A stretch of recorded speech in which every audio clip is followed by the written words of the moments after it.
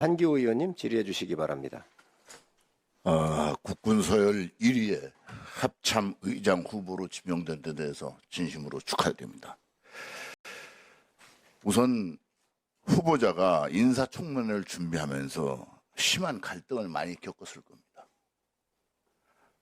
이것을 대답 안 하셔도 상관없지만 대통령께서 말씀하신 것, 그리고 대통령이 생각하시는 것과 지금 합참의장이 평생 동안 군복을 입고 있었던, 그리고 지금까지 가지고 있었던 생각과 상당한 차이가 있을 겁니다.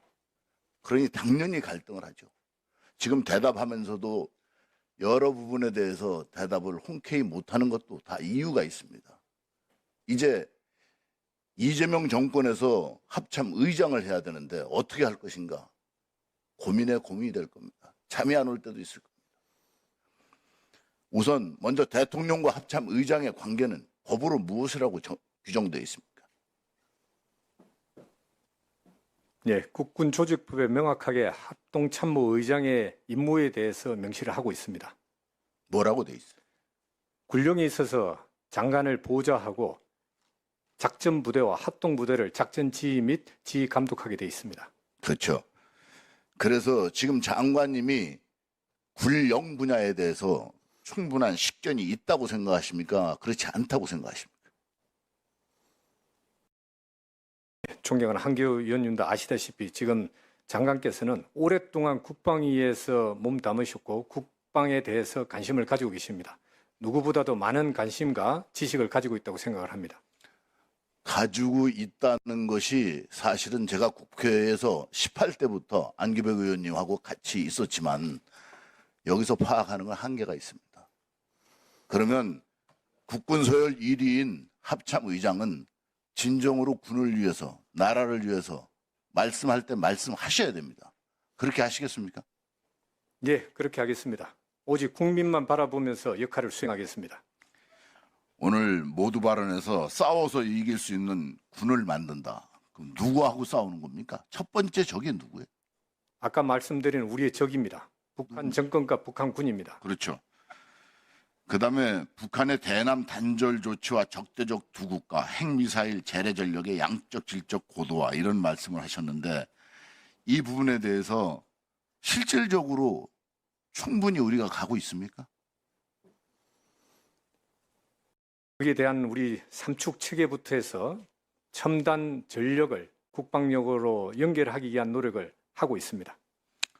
김대중 대통령이 대통령 되고 나서 실제로 무슨 말씀을 하셨냐? 남북 대화, 평화를 유지하기 위해선 강력한 군의 전투력이 필요하다. 이것을 확보하는 데 매진하라. 이렇게 지시했습니다. 당시에 제가 군생활을 했기 때문에 명확하게 이런 지시를 했습니다. 여기에는 흔들림이 없어야 됩니다. 두 번째, 노무현 대통령이 제주 해군기지를 만들 때 우리가 삼면을 바다로 되어 있는 데서 방어하기 위해서는 제주 해군기지가 필수적이다. 그래서 많은 반대가 있음에도 불구하고 직접 현지에 가서 지역 주민들을 모아놓고 직접 마이크를 들고 대통령이 설명까지 하셨습니다. 내용 알고 계시죠? 예, 들었습니다. 그래서 실질적으로 대통령이 추구하는 국정과 군인의 입장에서 하는 것은 전혀 다릅니다. 이 다르다는 부분을 인정을 하지 않고 끌려다니면 우리 군 전체가 끌려다니고 망가집니다. 이건 분명합니다. 자, 그러면 지금 남북 간의 관계에서 핵무기에 대한 대책이 사실은 제일 중요한 부분입니다. 한번 보세요. 북한 김정은 핵과 관련돼서 이런 얘기했어요. 선대 수령들이 남겨준 고귀한 유산이며 우리에게 핵이 없으면 죽음이다. 핵탄두를 기하급수적으로 늘려라. 또 법제화를 하면서도 포인트가 핵을 가지고 선제 공격을 할 수 있다고 명문화하는 것이고 전술 핵무기를 실질적으로 배치하는 것이고 어떠한 경우든지 위험이 임박하면은 핵을 사용하겠다. 또 위험이 처한 경우는 내가 얘기하지 않더라도 자동적으로 쏴라. 이런 내용을 법제화했습니다. 이 법제화한 총 11개 항도 마찬가지입니다. 한국국방연구원에서는 2040년도에는 북한이 약 400발의 핵무기를 가질 것이라고 합니다. 지금 우리가 북한의 전력에 대해서 재래식 무력이 우리가 높네 낮네 이건 다 의미 없는 얘기예요. 2차 세계대전이 히로시마와 나가사키의 핵탄두 2발로 끝나지 않았습니까? 그죠? 북한이 이렇게 핵을 사용한다 그러면 우리도 그냥 끝납니다. 여기에 대한 억지력을 어디서 만듭니까? 어떻게 만드시겠어요? 예. 지금 이 관련된 역할과 임무를 우리 전략사령부가 임무를 수행하고 있고 한미 일체형 확장 억제를 통해서 준비를 하고 있습니다. 그래서 이 부분에 대해서는 한미 동맹이 무엇보다도 중요하죠. 그렇지 않습니까? 중요합니다. 그리고 우리가 단독으로 억제할 수 있는 것은 실제로 400발이 됐을 때 일부분은 억제력이 발생할 수 있다. 삼축체계로. 그러나 다 막을 수는 없습니다. 이거는 간과해서는 안 됩니다. 국가의 운명에 관련된 것이에요.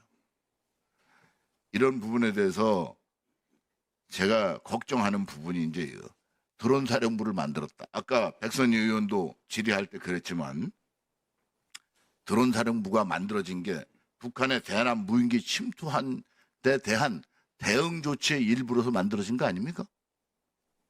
그렇지 않습니까? 그것도 요소라고 생각을 합니다. 그렇죠.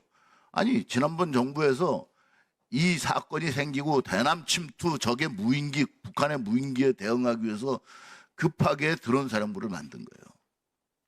이제 북한이 지금 대남 적화가 아니라도 국지 도발을 할 때 응징을 할 겁니까? 안 할 겁니까? 의장님. 누구라도 우리 국가와 국민을 위해를 가한다면 합참은 단호하게 대응할 겁니다.